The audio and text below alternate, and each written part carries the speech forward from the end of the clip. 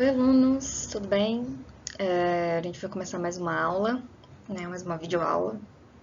Hoje a gente vai falar um pouquinho sobre mais um tema da psicologia social que eu acho que é relevante, né? O tema de psicologia social norte-americana. A gente ainda está na primeira escola, ou primeiro grupo da psicologia social, né? A gente vai falar um pouquinho sobre influência e conformidade social, que é um outro teminha bastante interessante para a gente discutir enquanto psicólogos, né?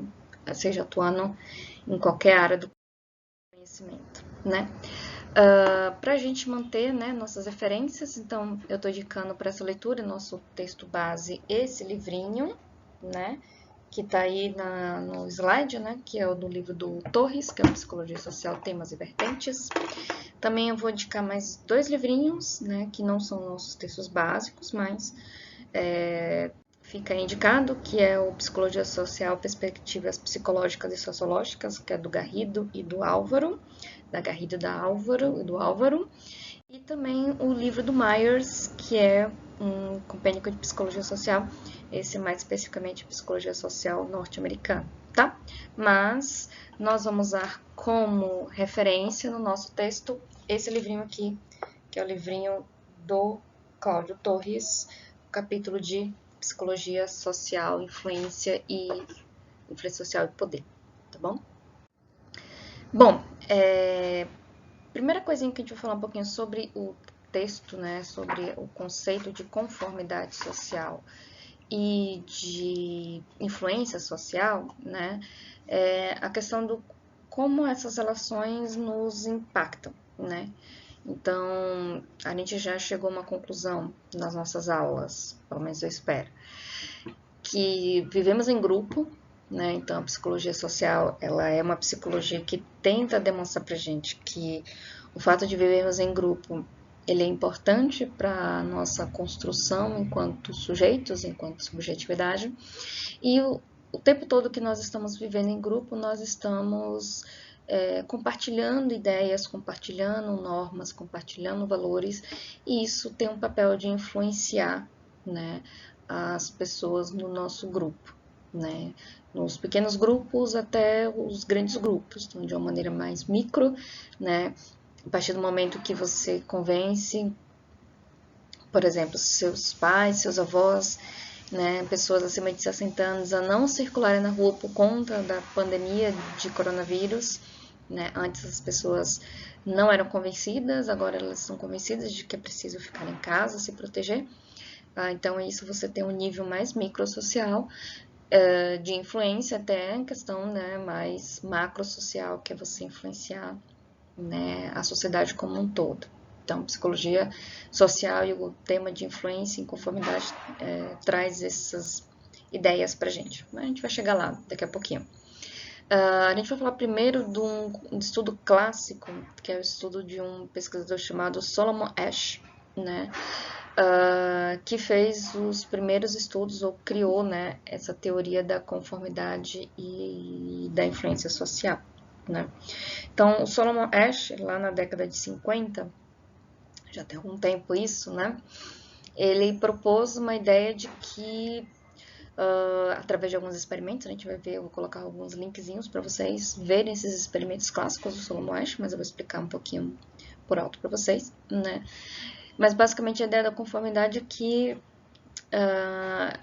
todo grupo ele influencia em algum ponto, de alguma maneira, as decisões e os comportamentos que as pessoas têm. Tá? Então, para o Solomon Asch, o grupo ele exerce efeitos sociais profundos nos seus membros, né? E uma coisa que ele nos coloca é que isso é um processo construído e, novamente, naturalizado, né? A gente está dizendo aqui que não é porque o grupo, a gente age pelo grupo porque isso é um processo natural, mas a gente age pelo grupo simplesmente por um ponto que ele nos chamou a atenção, que é essa necessidade de pertencimento ao grupo, né? O processo de se sentir pertencente, né, de pertencer ao grupo, fazer parte do grupo, não se sentir isolado, né? Isolamento uma ideia que está bastante em voga agora, não se sentir isolado, não se sentir preso, né? Não se sentir excluído. A gente vai ver isso de exclusão em outros temas, em outras aulas. Isso colabora para que a gente tenha algum nível de interferência da opinião dos outros, né? E o Solomon Asch diz que isso é um processo necessário, né, para o convívio social. Se a gente não se abre e se a gente não se conforma, ou se a gente não aceita determinadas regras, se a gente não aceita determinadas influências, seria quase que impossível viver em sociedade, se a gente não colabora e não concorda com algumas ideias, né? Eu vou dar um exemplo bastante simplificado que a gente pode pensar, né, desse nível de conformidade. Geralmente, quando a gente fala de conformidade, de influência, a gente fala nas estruturas de poder. A gente vai chegar lá com outro autor, né, que é o Stanley Milgram. Mas a gente tende a pensar que, bom, quando é uma estrutura de poder, eu obedeço porque eu tenho que obedecer. Né? Eu tenho que seguir leis, porque senão eu vou ser preso, vou perder a minha liberdade, eu vou perder o meu emprego, eu vou perder meu acesso à escola, enfim. Né? Se eu não sigo as regras do meu trabalho, eu perco o trabalho. Né? A gente tende a pensar muito mais nessas estruturas, entretanto, isso tem um nível bem mais sutil, né? Bem mais simples do que a gente pode imaginar. Vamos dar um exemplo, né? Vamos pensar que vocês estão num grupo de amigos, né? E vocês resolvem fazer um happy hour, sair, né, para se divertir. E aí vocês começam a combinar, né, para onde, para que tipo de restaurante, que tipo de lugar vocês gostariam de sair. Você tá lá, na sua cabeça, doido para ir para um restaurante japonês, né, doido para comer uma comida japonesa, mas todos os seus amigos do grupo decidem que, na verdade, eles querem comer uma pizza, querem um rodízio de pizza, né, querem sair para um lugar para comer massas. E aí você fala, putz, tá, né, eu não vou ser o chato do rolê, eu não tava muito afim de comer pizza, mas vai lá, né, tava afim de comer uma comida japonesa, mas comer pizza também não é ruim, e você acaba aceitando o convite pela pressão do grupo, para se sentir pertencente ao grupo, e vai lá pro happy hour, não muito satisfeito, porque você não tava afim de comer pizza, mas vai pro happy hour, vai sair com seus amigos para o rodízio de pizza, ao invés de comer comida japonesa.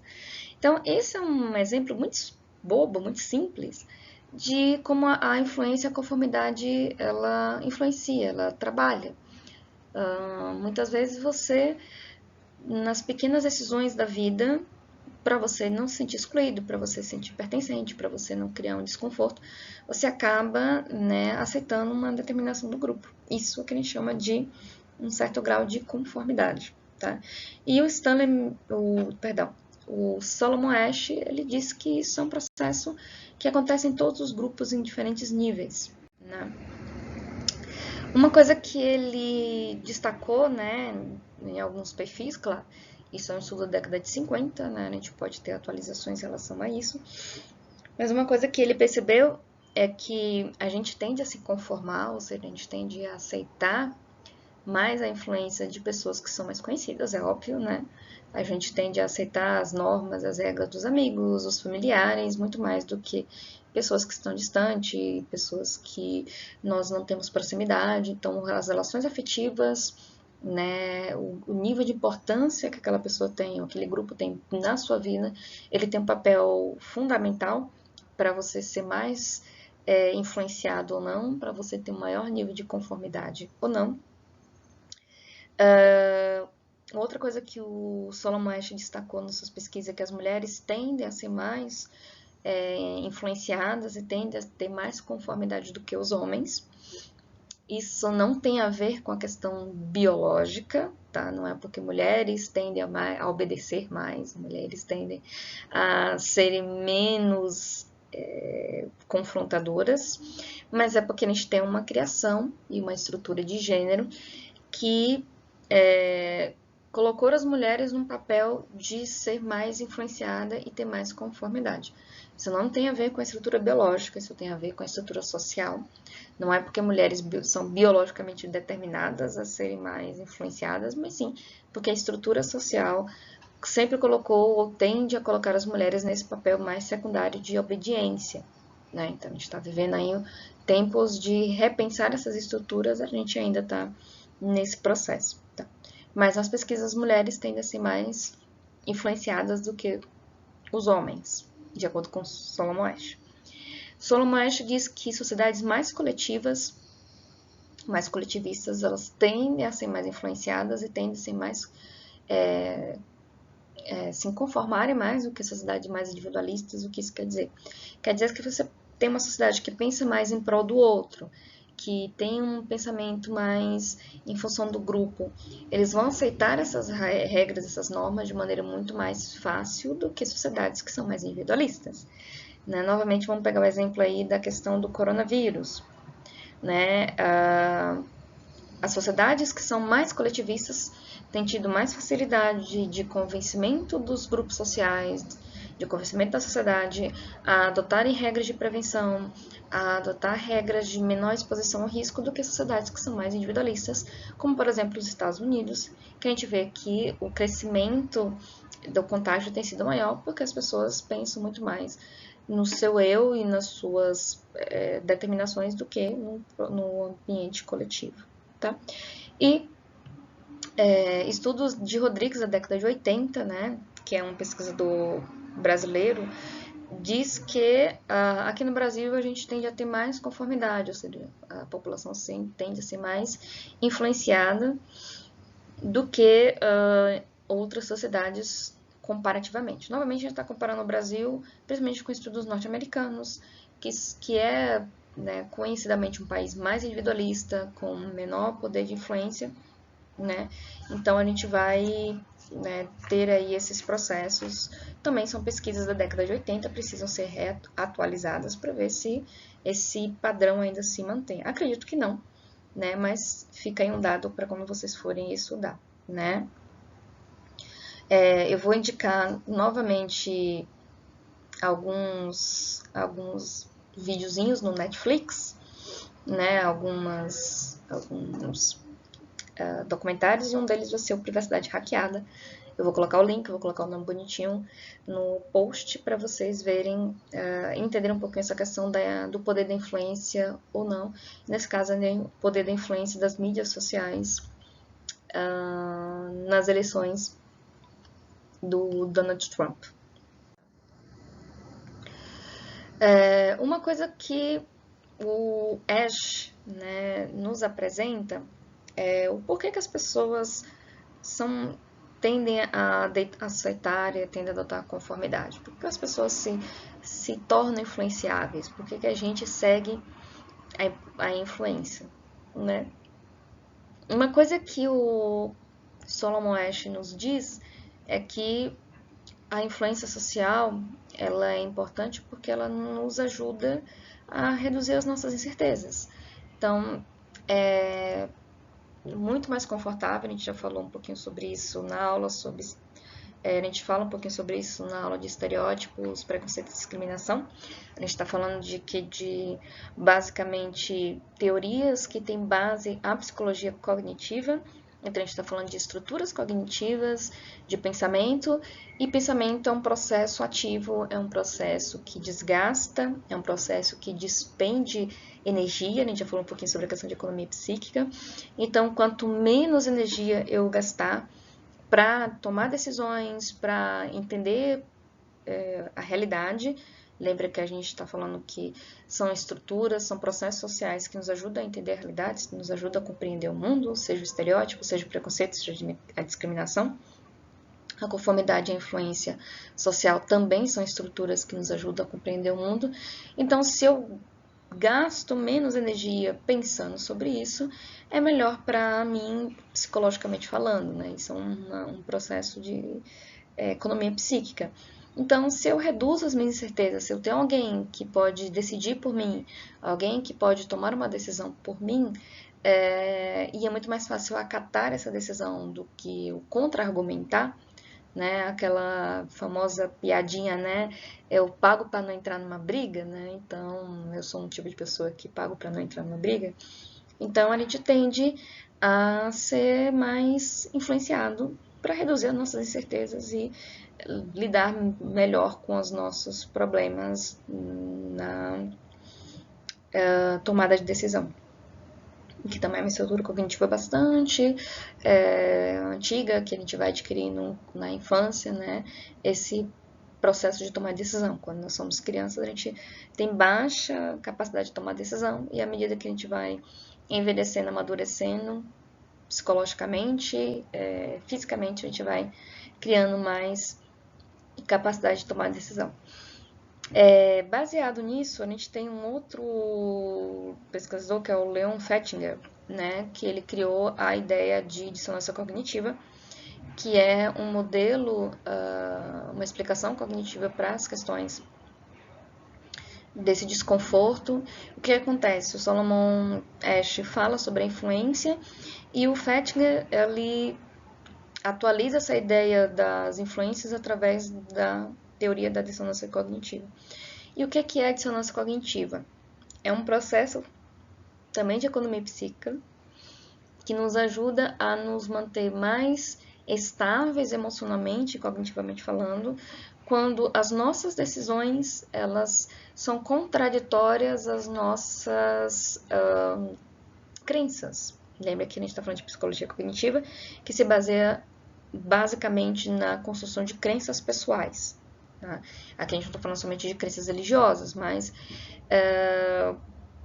vamos dar um exemplo bem simplificado, bem bobo também, né?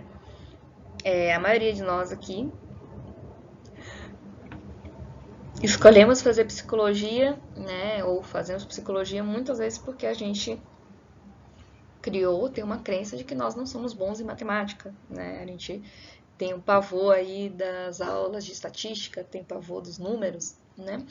Provavelmente na nossa vida escolar a gente criou essa crença, né, de que eu não sou boa em matemática, eu sempre tiro nota ruim em matemática, eu não vou fazer nada na área de matemática porque eu não sou boa em matemática. Isso é uma crença pessoal. Isso ajuda a moldar a gente nesse processo. Bom, se eu não sou boa em matemática, eu vou tirar uma nota ruim em matemática, na prova de matemática.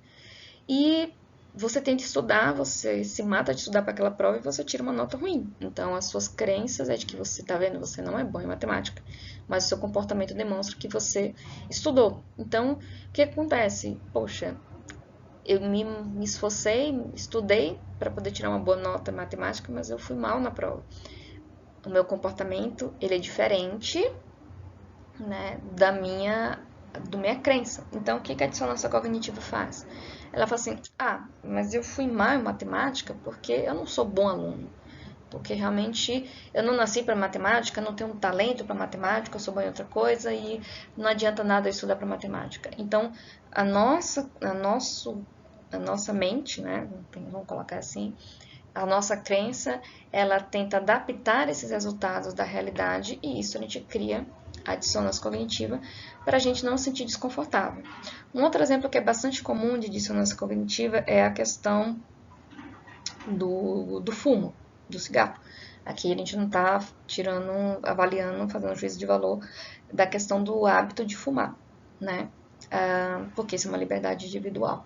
Mas a gente sabe, racionalmente falando, que o cigarro ele traz prejuízos, né? O hábito de fumar ele traz prejuízos para a saúde, né? Ele pode potencializar a aquisição de um câncer de pulmão, de boca, ele pode aumentar os riscos para doenças crônicas como hipertensão, diabetes, enfim, né?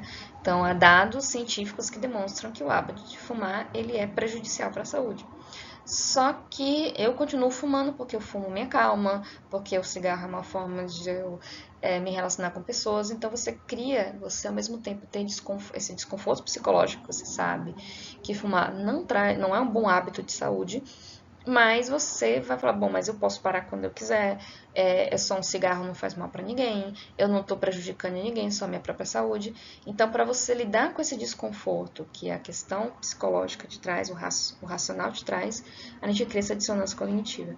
Então, o Festinger, ele traz essa teoria que foi mais avançada, foi da década de 60, década de 70, para complementar a ideia da conformidade da influência que o Solomon Asch trouxe pra gente, tá? Uma coisa que impacta no processo de influência, que o Solomon Asch, esse pesquisador norte-americano, trouxe, são algumas potencialidades, ou seja, algumas coisas que podem aumentar ou não o papel da influência. Uma das coisas que aumenta o papel da influência é você ter consciência de que alguém está tentando te influenciar. Então, quando você vai comprar alguma coisa, você sabe, conscientemente, que um vendedor de uma loja ele está tentando te influenciar a comprar o produto X ou Y. Então, você tem consciência de que aquele vendedor, o papel dele é vender, é te convencer a comprar aquele produto ou comprar um outro produto ou não, né? Então, quanto mais consciência você tem de que alguém está tentando te influenciar, menor essa influência vai ter efeito. Quanto menos consciência que você tem de que a pessoa está tentando te influenciar, maior vai ser o poder dessa influência, né? A questão de ser intencional ou não, né? Novamente, a pessoa muitas vezes ela tem intencionalmente, né? Isso é até meio difícil de dizer, porque de uma certa forma toda influência é um pouco intencional, né? Pode ser que a pessoa que repassa essa influência, ela não perceba, né, que ela tem esse papel forte, né? Ela não tem a consciência dessa intencionalidade, mas vamos dar um novo exemplo: campanhas de vacinação, né, campanhas de saúde, campanha de vacinação, campanhas de prevenção, elas são campanhas para influenciar a pessoa intencionalmente. Pode ser que você, como um agente público, um agente de saúde, um psicólogo, né, você não tenha consciência dessa intencionalidade, mas você sabe que o seu papel ali é de influenciar pessoas a mudar seus hábitos de saúde, né? Então, quanto mais consciência da intenção que você tem, maior vai ser o efeito da influência social. O status superior do influenciador, né? Então, figuras de poder tendem a ser mais influentes, tendem a ter maior papel e maior resposta na influência do que pessoas que não têm figuras de poder. Isso a gente vai ver principalmente quando a gente for para a aula de autoridade, obediência à autoridade, né? Que o Stanley Milgram trata para a gente nesse processo. Então, quanto maior estrutura de poder, quanto mais superior for aquela figura que é o influenciador, maior a influência vai ter papel. Quanto menos status o influenciador tem, menor vai ser o seu papel de influência. E outra coisa que vai ter impacto na influência social, é claro, é a maneira como você corresponde.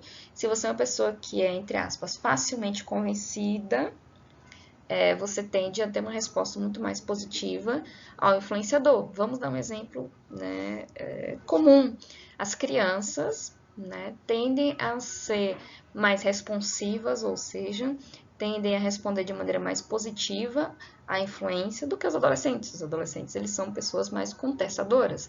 Então, se você tem um filho adolescente, tem um cliente adolescente, enfim, convive com adolescente, vocês sabem disso até melhor do que eu, você vai pedir para o adolescente dormir cedo, ele vai tender a ser mais desobediente do que uma criança, que vai responder de maneira muito mais positiva. Então, a maneira como a pessoa responde ao influenciador também vai aumentar esse grau, e quanto mais autônoma essa pessoa tende a ser, mais difícil vai ser ela ser influenciada do que pessoas menos autônomas ou menos conscientes, né? Pensando em crianças, pessoas com algum transtorno mental e etc. Então, como psicólogos, é importante a gente estar atento a isso, tá? Bom, outro autor que é importante pra gente nesse processo aqui é o Stanley Milgram. Stanley Milgram tem uma historinha bem interessante, ele tem um filme, né, que tinha no Netflix, mas acho que ainda não tá mais, né? Eu vou passar um link também, que é o Experimento de Milgram, né, que conta um pouquinho a história dessa experiência. Os dois autores, eles têm duas experiências clássicas, né, que eu vou colocar um videozinho para vocês assistirem, porque eu acho que é muito mais interessante vocês verem como é que é feita a experiência do que eu descrever. E o Stanley Milgram, ele se baseia, né, nas experiências, se a pergunta básica dele era se o regime nazista ele poderia acontecer novamente. O Milgram, ele foi aluno do Solomon Asch, né? Então, ele estudou com o Solomon Asch, ele foi aluno dele. E o Milgram, ele era filho de poloneses, né, que fugiram da Alemanha nazista, do regime nazista, para os Estados Unidos por conta das questões religiosas, eles eram judeus, e foram perseguidos. E o Milgram, ele queria entender, será que realmente as pessoas têm consciência, né? Por que as pessoas obedecem? Por que os soldados, né? A gente vai discutir isso, a gente discutiu isso na aula sobre preconceito e discriminação, né? Se é possível uma pessoa ter preconceito e sem ser discriminatória, ou se a pessoa pode ser discriminatória sem ter preconceito, né?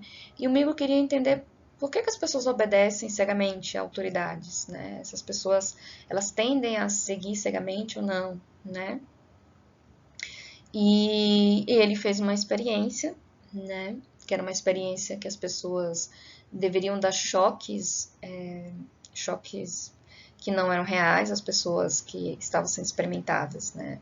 Os sujeitos da experiência, eles não sabiam que os choques não eram reais, então eles ficavam numa sala e eles iam uma série de perguntas, né? E uma pessoa respondia. Quando a pessoa errava, eles davam uma dosezinha de choque, né? E esse choque, à medida que a pessoa ia errando cada vez mais, esse nível desse choque, a intensidade desse choque, a dor desse choque era maior. Até chegar no momento que a pessoa ficaria inconsciente, né, fisicamente falando, e poderia causar uma morte, né? Novamente, as pessoas que estavam dando choques, elas não sabiam que esses choques não eram verdadeiros, né? Mas elas ouviam a pessoa gritando, reclamando, e uma hora a pessoa simplesmente não respondia mais. Mas tinha uma figura de autoridade, um professor dentro da sala, que dizia que a pessoa tinha que continuar a experiência, que ela precisava continuar a experiência, e era uma figura de autoridade, e aí o Stanley Milgram queria entender, né, se a pessoa continuaria ou não, as pessoas que estavam sendo experimentadas, continuariam ou não dando choques, né, obedecendo a essa figura de poder, né. E interessante porque, primeiro, as pesquisas têm vários problemas éticos que a gente pode discutir futuramente, né? Que a gente não faz mais esse tipo de pesquisa, tá? A gente não pode fazer mais eticamente falando, nem no Brasil, nem nos Estados Unidos, nem em lugar nenhum no mundo. Em psicologia, a gente tem um regimento de questões éticas que a gente já falou um pouquinho em sala de aula, né? Por outro lado, a gente percebeu que o Milgram estava, de uma certa forma, certo, né? Existia uma porcentagem de mais de 50% das pessoas que continuavam a emitir os choques, mesmo sabendo que eram arriscados, obedecendo a essa figura. Então, o que o Milgram se perguntou, né? Será que as pessoas elas deixam de seguir seus valores morais e pessoais por causa da pressão do grupo, por causa dessa figura de autoridade? E ele chegou a responder que sim, né? A gente segue figuras de autoridade e a gente tende a responder essas figuras de autoridade, superando os nossos valores pessoais em alguns casos. Então, para ele existe uma rota, né, que nós seres humanos nós tendemos a obedecer muito rapidamente, muito cedo a figuras socialmente, né? A gente se sente obrigado, né, psicologicamente falando, a acatar comandos de figuras de autoridade e para o amigo mesmo quando essas ordens eles entram em conflito com os nossos valores pessoais e as pessoas então tendem a obedecer ordens de acordo com essas figuras de autoridade.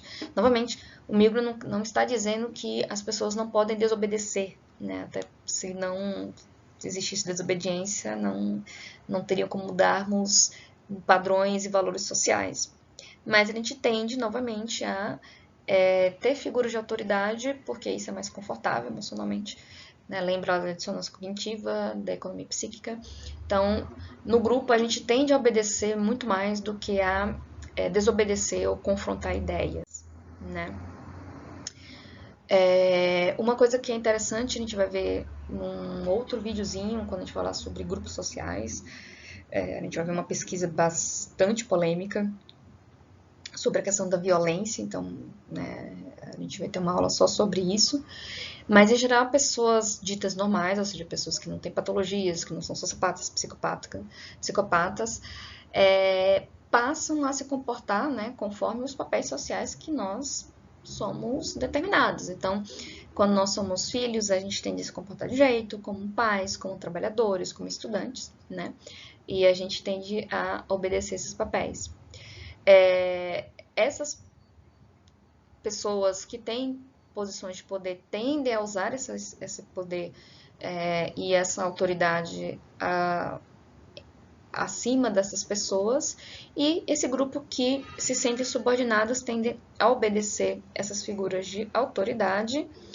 E a gente tem que entender que para o Stanley Milgram, para o Solomon Asch, para a psicologia social norte-americana, não estou dizendo que essa teoria é a maneira certa de explicar os comportamentos de violência, novamente a gente está falando aqui de pessoas não patológicas.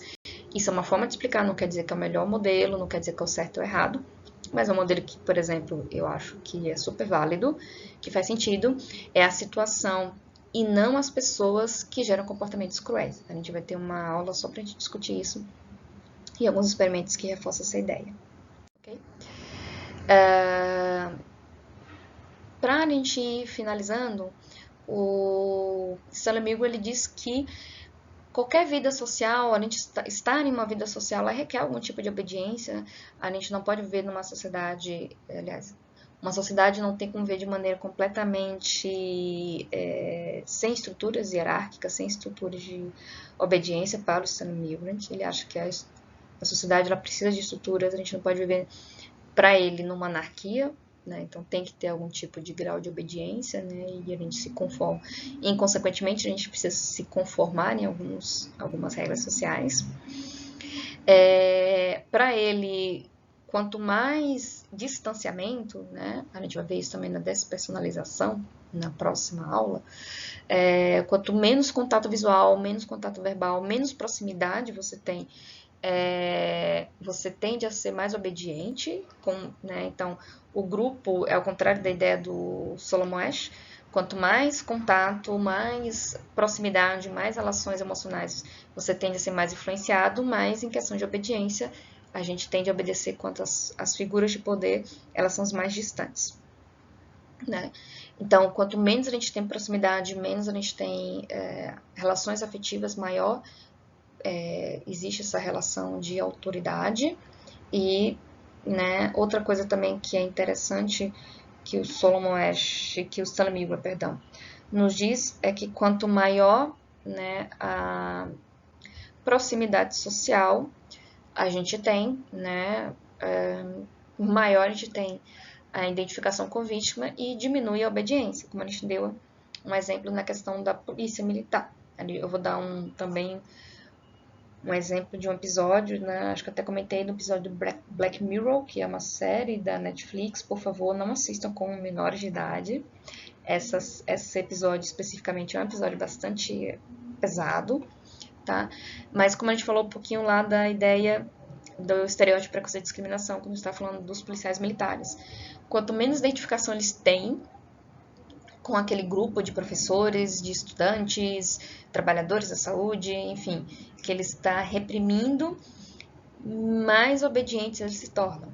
Né? Então, quando eles se afastam da identificação da vítima, se eles imaginam que aquela vítima é um parente seu, uma pessoa como ele, menor vai ser o papel de obediência. Né? Nas guerras funciona assim, nos conflitos funciona assim, então quanto menos identificação com a vítima, maior vai ser meu grau de obediência e vice-versa.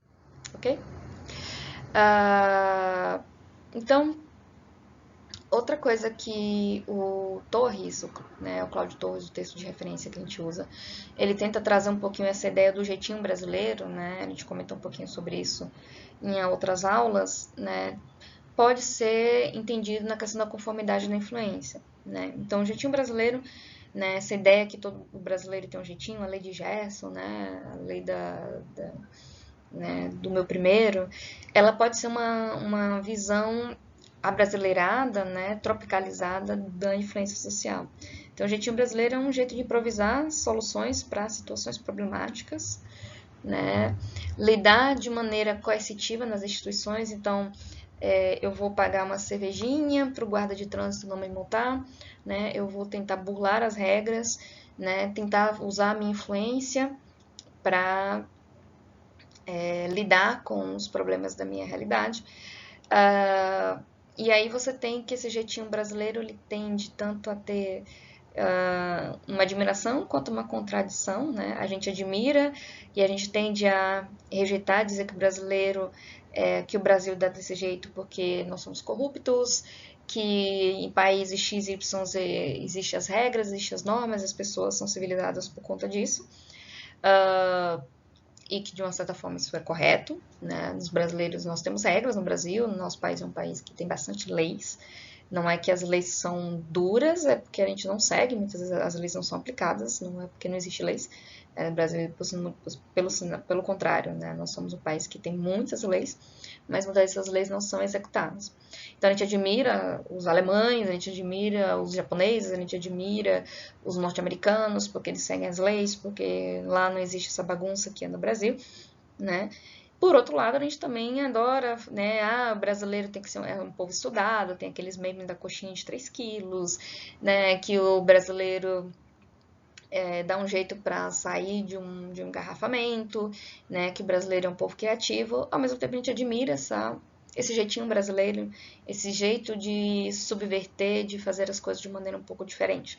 Então, a gente tem aí uma admiração e uma rejeição desse jeitinho brasileiro, que é uma coisa que foi muito estudada por um antropólogo, um sociólogo chamado Roberto da Mata, né? Tem esse livrinho que faz o Brasil, Brasil, que é bem legal, vou tentar colocar para vocês, se eu acho o link dele. E ele fala que essa relação de admiração e contradição da formalidade, do jeitinho brasileiro, ele tem um caráter muito mais emocional. Né? Então, o brasileiro é um povo que foi criado à base muito mais de valores emocionais do que de valores racionais. E é por isso que a gente tende a admirar, por outro lado, a rejeitar essa ideia do jeitinho brasileiro. Tá?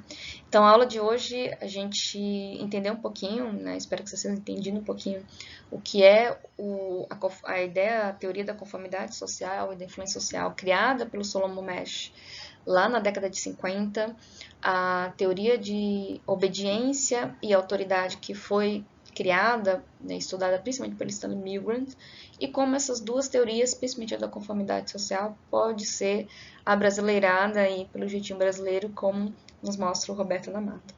Tá? Então, fica aí um abraço e até a próxima.